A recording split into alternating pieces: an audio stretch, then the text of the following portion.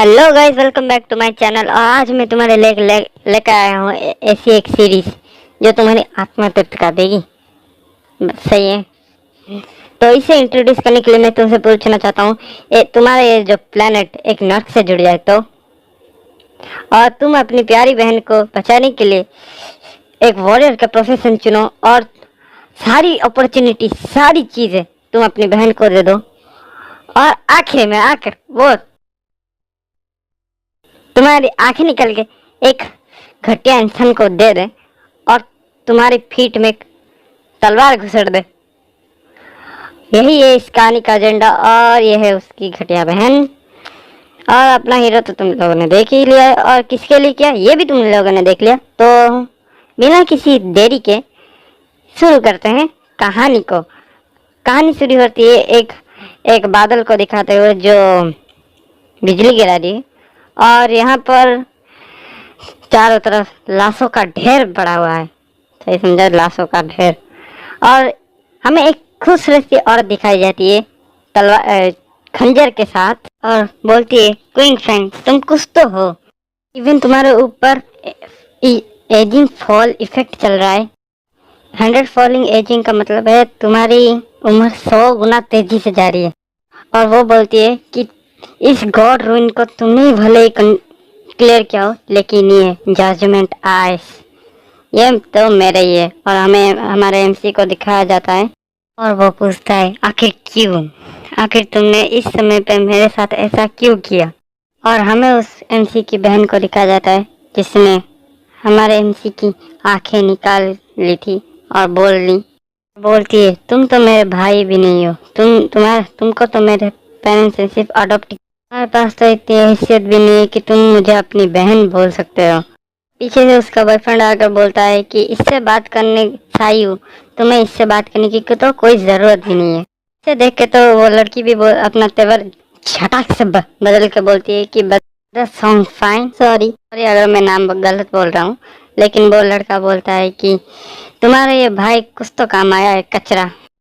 और उसमें हमारे एमसी की आंखें लेकर और बोलता है कि स्वॉर्ड स्टीलिंग ब्लेड, ये जो तुम्हारे पीछे लगा है ना ये स्वॉर्ड, इसे ढूंढने में मुझे इतनी ज़्यादा मेहनत लगी है कि क्या बताऊँ।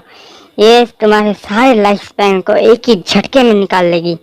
और हमारा एमसी गुस्से में बोलता है कि क्वीन साउंड यू, मैंने तुम्हारे पेरेंट्स के जाने के बाद तुम्हें इतना बड़ा किया, तुम्हें सपोर्ट किया, और जब ये गेम इस दुनिया में एंटर किया तब से मैंने तुम्हें अनगिनत बार तुम्हें अपनी जान पे खेलकर तुम्हें बचाया, लेकिन फिर भी। और उसकी सिस्टर जवाब देती है कि तुम तो हमेशा ही मेरी लाइफ में इंटरफेयर करते रहते हो, और तुम मुझे कंट्रोल करने की हमेशा ही कोशिश करते हो। पहले मुझे मेरे बॉयफ्रेंड और मेरी प्रोटेक्शन के लिए तुम्हारी जरूरत थी, लेकिन अब किस्सा बदल चुका है। लेकिन अब हमें तुम्हारी जरूरत नहीं है, तो तुम शांति से मर सकते हो।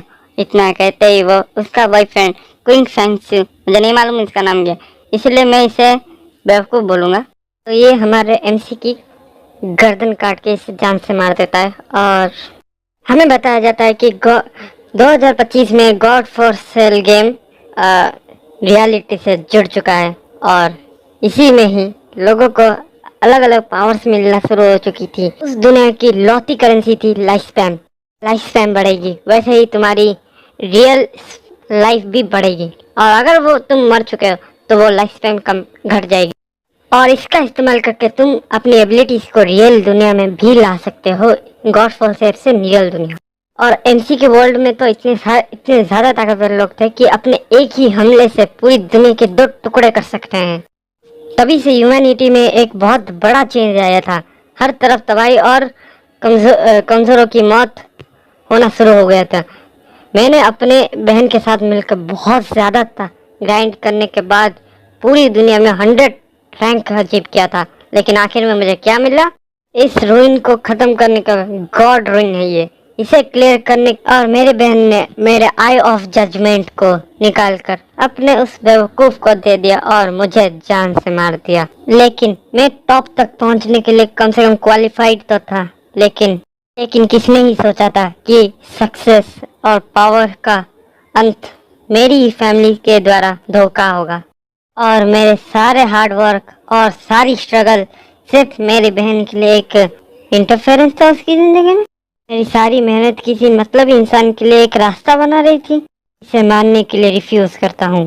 काश ये जिंदगी में दोबारा जी पाता तो मैं सिर्फ और सिर्फ अपने लिए जीता, किसी और के लिए नहीं। लेकिन अगले पैनल में हमें कुछ अजीब दिखाया जाता है कि हमारा एमसी सोया और उसे अचानक से ही आंखें खुलती है और वो झटाक से उठता है और सोचता है कि मैं तो मर गया था, लेकिन मैं यहाँ पर क्या कर रहा हूँ। हमारा एमसी उठते ही अपनी गर्दन पर हाथ रख के और मोबाइल को चेक करता है आज की डेट क्या है। इस समय उसे पता चलता है कि आज तो 2025 चल रहा है और वो अपनी चारों तरफ देखता है कि उसे चमचमाता हुआ शहर दिखता है और वो सोचता है कि मुझे वापस एक लाइफ मिल चुकी है। सोचता है कि मैं वापस 9 साल पीछे आ चुका हूँ। और तभी गेट को लात मारते हुए उसकी बहन अंदर आती है और गुस्से में चिल्लाती है और बोलती है क्वीन फैन तुम सच में घर पे हो, लेकिन फिर भी मेरा कॉल नहीं उठा रहे हो। ऐसा बोलते ही वो डस्टबिन के ऊपर लात मार बोलता है कि गॉड फॉर सेल्स गेम शुरू होने से पहले का उसकी बहन का एक झगड़ा हुआ था। इसकी वजह वो बेवकूफ सॉन्ग फाइट था।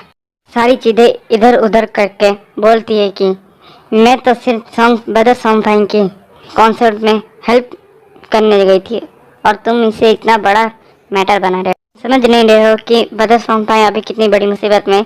इसी वक्त मुझे उनकी हेल्प करनी चाहिए। और हमें एमसी से पता चलता है कि ये जो बेवकूफ़ है ये बहुत बड़ा एक्टर था और उसकी बहन इसकी ऑब्सेस्ड फैन थी।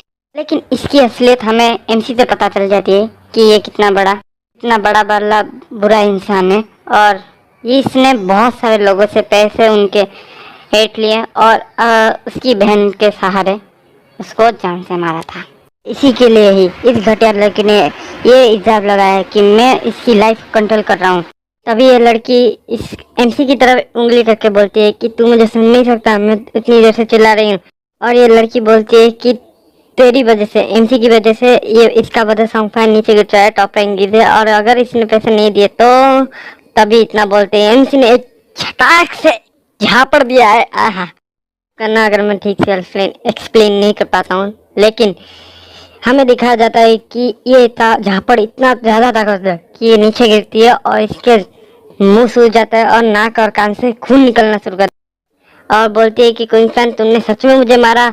और हमारा एमसी इसे ऐसी नजरों से देखता है कि जैसे ये आज ही इसे मार देगा और बोलता है कि हमारा एमसी बोलता है कि मेरे पास बिल्कुल भी समय नहीं है तुम्हारे साथ आज लड़ने पर, अगर तुम मेरे ऊपर ऐसे ही भोंकती रही। देता है और बोलता है कि मुझे तंग मत करो और उसी समय वो उनके मम्मी पापा का क्रेडिट कार्ड फेंक के बोलता है कि मेरे सौतेले माँ बाप ने मुझे ये क्रेडिट कार्ड तुम्हारी जरूरत के लिए दिया था, लेकिन मैंने आज तक इसमें से 1 रुपया नहीं लिया और इसे तुम ही रखो। इतना कहते ही वो अंदर चला जाता है अपने कमरे के अंदर कुछ पानी लेकर और बोलता है कि आज से मेरे तुम्हारे बीच में कोई रिश्ता नहीं है। एमसी गेट लगा के चला जाता है और तभी ये लड़की को दिखाया जाता है और ये रो रही थी और हमारा एमसी अंदर था और बोला कि मैंने सागर को प्रोटेक्ट करने के लिए बहुत सारे डंजन को उसके लिए खोल दिया था और उसे ही दिया था सारी चीजें, लेकिन इस बार मैं कोई रिग्रेट नहीं रखूंगा। और इतना कहते ही वो स्लीपिंग पिल लेकर सो जाता है, क्योंकि हमारा इस गेम में हमें बताया जाता है कि स्लीपिंग पिल लेने के बाद जब हम सोते हैं तभी हमारा ये गेम एक्टिवेट होता है और आज ही के दिन वो एक्टिवेट होने वाला था। और कि हमारा एमसी पास्ट में आया है और उसे इस गेम के बारे में हर एक चीज मालूम है और इसीलिए वो बोल के सोता है कि मैं तुम्हारा सिर लेने आ रहा हूँ सॉन्ग फाइन। मुझे नहीं मालूम उसका नाम क्या है, इसलिए बेवकूफ। और तभी हमें दिखाया जाता है कि हमारा एमसी एक कूल सी जगह पे आ जाता है और वहां पर आकर बोलता है कि मैंने पिछले जन्म में एक वॉरियर क्लास लिया था, लेकिन मुझे मालूम है कि इस जन्म में मुझे मालूम है कि हमें क्या लेना चाहिए, क्योंकि इस गॉड फॉर में ज्यादा हमें एजिलिटी और छुप के बाहर करना ही चाहिए। और इसीलिए इस जन्म में हमारा एमसी ने उसकी बहन को बचाने के लिए वॉरियर का क्लास लिया था। वो जानता था कि इस वॉरियर के क्लास में उसे ज्यादा बेनिफिट नहीं होंगे, लेकिन उसके बावजूद अपनी बहन को प्रोटेक्ट करने के लिए इसने उस वोरेक क्लास को चुना।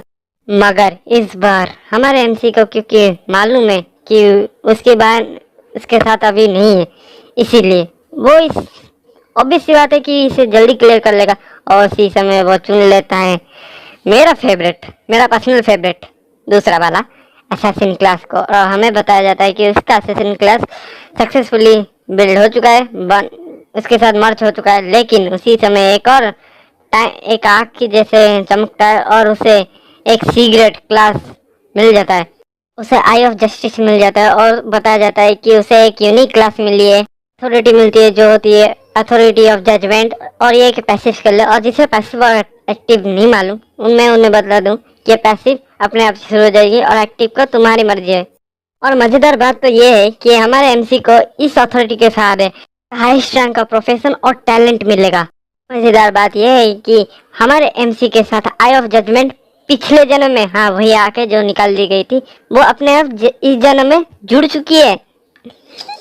इस बात तो बहुत मजा आने वाला है। और तभी हमें दिखाया जाता है कि कुछ ब्लैक रंग के स्पाइक्स उसके अंदर जा रहे हैं और उसे चारों तरफ से कवर कर लेता है। और हमें बताया जाता है कि उसे एक हिडन टैलेंट मिल रहा है और एडिशनली उसके साथ ये डार्क एलिमेंट जुड़ना चाहता है खुद से ही, इसे कुछ नहीं चाहिए, इससे साथ जुड़ना है।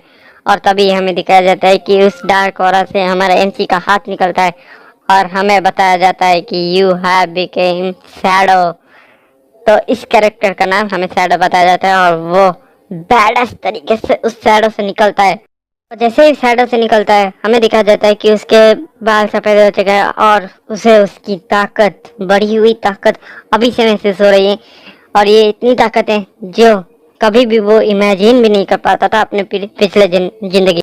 और जैसे ही वो निकलता है तभी वो अपने आंखों को चेक करता है और बोलता है कि हर प्रोफेशन में एक बहुत कम चांस होता है कि उसे हाई टियर की एक हिडन क्लास मिल जाए। और हमारे एमसी को असैसिन का हाई टियर का हिडन क्लास मिला है और तभी उसके अंदर से गोल्डन लाइक और पर्पल लाइक निकलता है और उसके सामने सिस्टम विंडोज ओपन होते हैं और उसमें लिखा है कि आई ऑफ जजमेंट इस दुनिया का प्राइमरी और एंशिएंट और जेन्युइन अथॉरिटी है और इसकी ताकत रूल और अथॉरिटी को तक सप्रेस कर पाती है। क्योंकि हमारे एमसी के पास एक डिवाइनिटी नहीं, डिवाइनिटी जो इसे चलाने के लिए चाहिए एक्टिवली, लेकिन इसके हमारे एमसी के पास नहीं है, इसलिए वो इस्तेमाल नहीं कर सकता है अभी के साथ। हमारा एमसी शौक होकर बोलता है कि मेरी पिछली जिंदगी में मैं ऐसे ही बहुत कम लोग थे, बस गिने चुने एक दो ही लोग होंगे जो पावर और अथॉरिटी तक और रूल तक को भी सप्रेस करने की ताकत रखते हैं। लेकिन हमारा एमसी भी उनमें से अभी एक बन चुका है कि वो वाले प्लेयर जो पावर और अथॉरिटी का रूल भी कर सकते हैं और उन्हें बदल भी सकते हैं, वो बहुत कम थे, इसीलिए बहुत कम लोगों को ही मालूम है। लेकिन हमारे एमसी को मालूम। हमारा एमसी बोलता है कि मैंने तो बस अपनी जर्नी शुरू ही की है कि मुझे ऐसी ताकत मिल चुकी है जो प्राइमरी लॉ एंड अथॉरिटी को भी कंट्रोल कर सके। और जब मैं इस गॉड फॉर रियलम को छोड़कर डिग्निटी ऑफ ऑर्डर में चला जाऊंगा और डिवाइनिटी को हासिल कर दूंगा तब मेरे पास, और बोलता है कि अब तो मेरे पास जिंदगी का नया मकसद है, क्योंकि मैं अब जैसे डिवाइनिटी एक्टिव कर लूंगा यानी अचीव कर लूंगा तब मैं इस एक्टिव स्किल को एक्टिवली यूज भी कर पाऊंगा। तभी सिस्टम विंडो ओपन होकर बोलते हैं कि तुम्हें अब एलियस को चुनना चाहिए। और एलियस का मतलब मुझे भी नहीं मालूम, शायद से नाम होगा।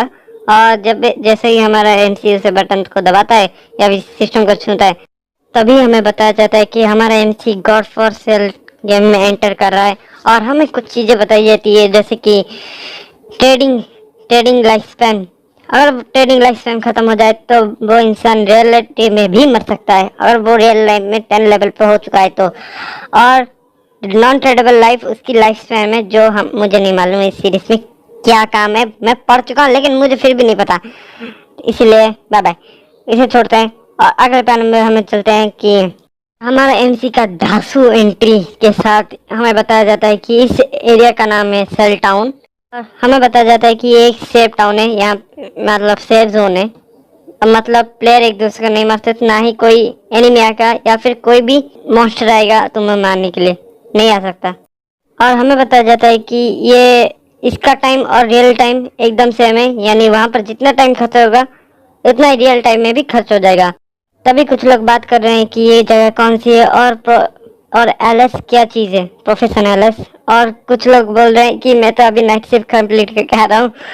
ये मुझे लगता है मैं एलएस नेट कर रहा हूँ। तभी हमारा एमसी बोलता है कि मुझे तो उम्मीद भी नहीं थी इतने सारे लोग आ जाएंगे, और जल्द ही डिफरेंट डिफरेंट कंट्री से बहुत सारे लोग आने वाले हैं और बहुत ज़्यादा पावरफुल लोग आने वाले हैं।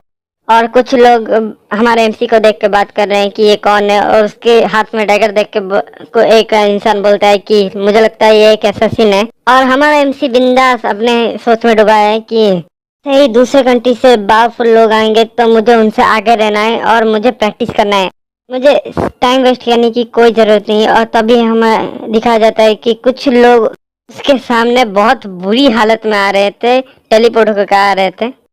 कुछ लोग चिल्ला के बोल रहे हैं कि बहुत जंगली मॉन्स्टर कितना ज्यादा ताकतवर है, उसने तो हमें एक ही बाइट में हमारी आधी टीम को खत्म कर दिया था, हमें तो फाइट बैक करने का मौका तक नहीं मिला।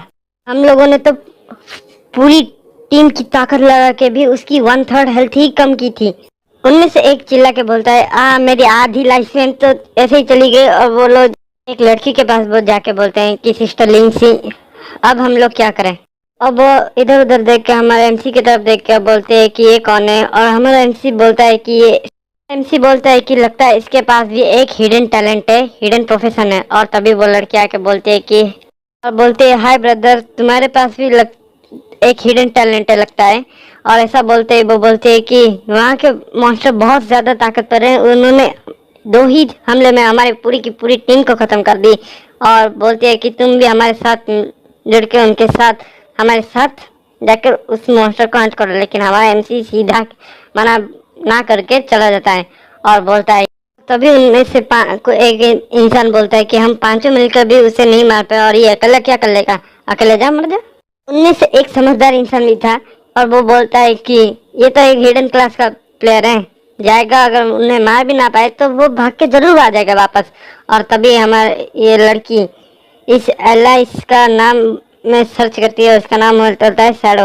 और तभी वो लड़की बोलती है कि हम लोग भी उसका पीछा करेंगे और शायद से हमें उस मॉन्स्टर के बारे में ज़्यादा जानकारी भी मिल जाए। और बोलती है कि शायद से हम उससे मरते हुए देख रहे हैं। तभी हमारा एमसी जाने लगता है और हमारा ये फर्स्ट एपिसोड यहीं पे ख़त्म होता है। अगर तुम्हें अच्छा लगे तो लाइक करो, और बुरा लगे तो कमेंट करो, और अगर दोनों लगे तो दोनों करो। सब्सक्राइब तुम्हारी मर्जी। और अभी मैं चलता हूँ, बाय बाय। और मैं इसे पूरा तरह के कंप्लीट करूँगा, डोंट वरी, ये ऑन गोइंग है अभी भी।